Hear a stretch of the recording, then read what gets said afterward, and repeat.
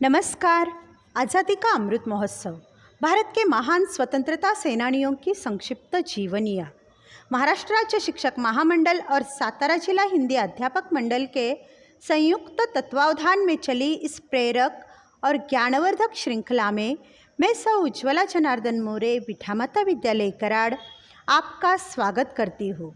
हमारे पितामह श्रीमान ताका सूर्यवंशी सर जी के मार्गदर्शन में चली इस श्रृंखला में आपका तहे दिल से स्वागत है। आज इसकी 43वीं कड़ी में हम सुखदेव थापर जी के बारे में जानेंगे। आओ झुककर सलाम करें इनको, जिनके हिस्से में ये मुकाम आता है। खुश नसीब होता है वो खून जो देश के काम आता है।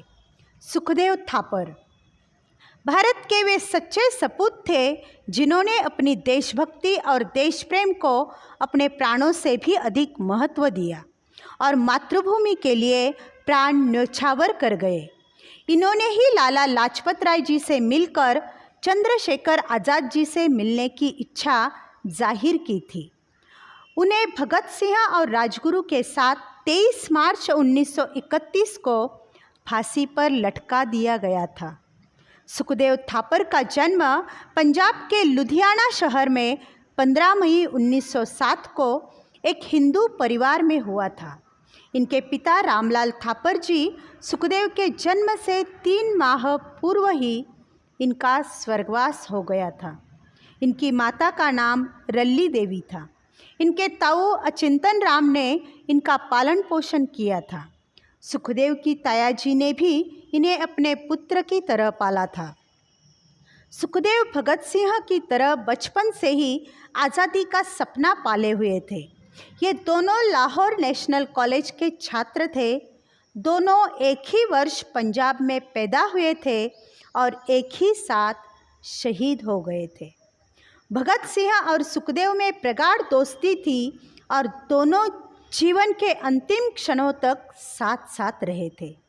बचपन से ही सुखदेव ने ब्रिटिश राज के अत्याचारों को समझना शुरू कर दिया था, इसलिए उन्हें अपने देश में स्वतंत्रता की आवश्यकता बहुत पहले ही समझ में आ गई थी। भगत सिंह, कॉमरेड रामचंद्र और भगवती सिंह वोरा इनके साथ मिलकर उन्होंने नौजवान भारत संघ की स्थापना की थी। इसमें नौजवानों को इकट्ठा करके उन्हें भारतीय स्वतंत्रता आंदोलन के लिए प्रेरित करना इनका प्रमुख उद्देश्य था। सुखदेव पंडित रामप्रसाद बिस्मिल जी और चंद्रशेखर आज़ाद जी से बहुत प्रभावित थे। आगे चलकर Sukhdev ji Hindustan socialist Republican association के सदस्य बन गए। वे पंजाब और उत्तर भारत के अन्य शहरों में क्रांतिकारी गतिविधियां संभालते थे। इनका जीवन देश और देशहित को पूरी तरह समर्पित था।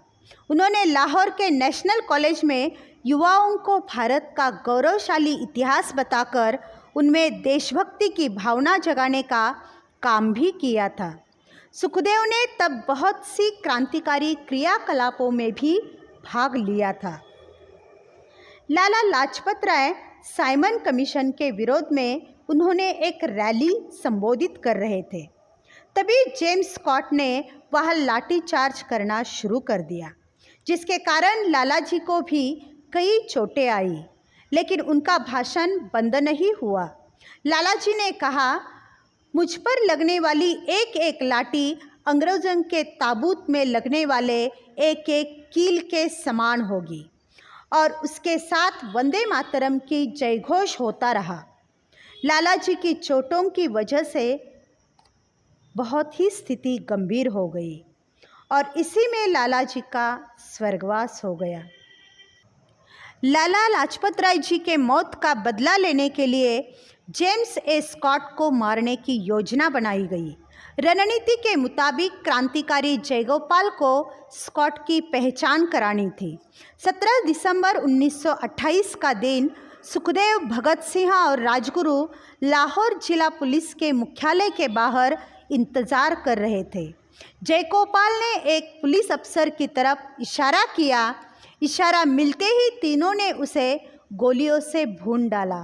वह स्कॉट नहीं, जॉन पी सॉन्डर्स था, जो असिस्टेंट कमिश्नर था। सॉन्डर्स के हत्या होने के बाद लाहौर पुलिस ने आरोपियों को पकड़ने के लिए चारों ओर छापे मारना शुरू कर दिया। कई क्रांतिकारी पकड़े गए। पुलिस ने लाहौर में हिंदुस्तान सोशलिस्ट रिपब्लिकन एसोसिएशन के बम फैक्ट्री पर भी छापे मारकर वहां के मुख्य क्रांतिकारियों को गिरफ्तार किया। इसमें सुखदेव भी पुलिस के हाथ लग गए। उन्हें लाहौर जेल में रखा गया और उन पर लाहौर षड्यंत्र का मुकदमा शुरू हुआ।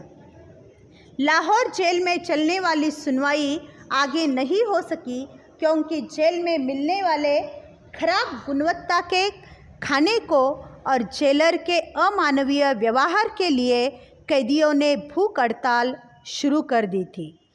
इस भूख हड़ताल का नेतृत्व भगत सिंह कर रहे थे और उनका साथ सुखदेव, राजगुरु, जतींद्रनाथ दास जैसे कई क्रांतिकारी दे रहे थे।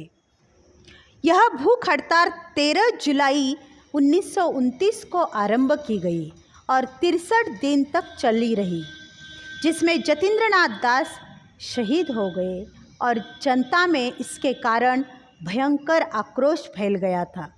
इस पूरे घटनाक्रम में सुखदेव भी शामिल थे। जेल में उन्हें और अन्य कैदियों को ज़बरदस्ती खिलाने की कई बार कोशिशें की गई और बहुत प्रताड़ित भी किया गया, लेकिन वो कभी अपने कर्तव्य पथ से विचलित नहीं हुए। इसके बाद गांधी इरविन समझौते के संदर्भ में उन्होंने एक खुला खत गांधी जी के नाम अंग्रेजी में लिखा था, जिसमें साफ शब्दों में अपने विचार व्यक्त किए थे और गांधी जी को इस बात से अवगत कराया था कि उनका उद्देश्य केवल बड़ी बड़ी बातें करना ही नहीं है, बल्कि सच ये है कि देश हित के लिए क्रांतिकारी किसी भी हद तक जा सकते हैं और फांसी का घटनाक्रम भी इसी का उदाहरण है। यह पत्र भगत सिंह, राजगुरु और सुखदेव की शहादत के बाद 23 अप्रैल 1931 को यंग इंडिया में छपा हुआ था। लाहौर षड्यंत्र केस का फैसला 7 अक्टूबर 1930 को सुनाया गया, जिसमें भगत सिंह, राजगुरु और सुखदेव को फांसी की सज़ा दी गई थी। देश के सभी बड़े क्रांतिकारी तब भगत सिंह, सुखदेव और राजगुरु की फांसी का विरोध कर रहे थे। निर्धारित तिथि से एक दिन पहले ही लोगों के बढ़ते आक्रोश के डर से 23 मार्च 1931 को लाहौर के केंद्रीय कारागार में उनके मित्र भगत सिंह और राजगुरु के साथ सुखदेव को फांसी पर लटका दिया गया। तीनों हंसते हंसते देशभक्ति के गीत गाते फांसी पर चढ़ गए। ब्रिटिश सरकार को डर था कि जनता को यदि इनकी फांसी का सही समय पता चले तो एक और बड़ी क्रांति हो जाएगी, जिससे निपटना अंग्रेज़ों के लिए मुश्किल हो सकता था। इन क्रांतिकारियों के शवों को चुपचाप कारागार से बाहर निकालकर केरोसिन डालकर सतलज नदी तट पर जला दिया गया। इस बात की पूरी देश में निंदा हुई, क्योंकि उन तीनों को फांसी से पहले अंतिम बार अपने परिवार से भी नहीं मिलने दिया गया था। ऐसे में देश में क्रांति और देशभक्ति की ऐसी ज्वाला धधक उठी कि इसके बाद देश के हजारों नौजवान क्रांति की राह पर निकल पड़े। भारतीय स्वतंत्रता संग्राम के इतिहास में इनकी शहादत एक महत्वपूर्ण घटना थी। इनके बलिदान को कभी भुलाया नहीं जा सकता है। इनकी कुर्बानी के बलबूते पर ही हम आज़ाद भारत में सांस ले रहे हैं। ऐसे महान क्रांतिकारी सुखदेव थापर को हमारे कोटि कोटि प्रणाम। जय हिंद।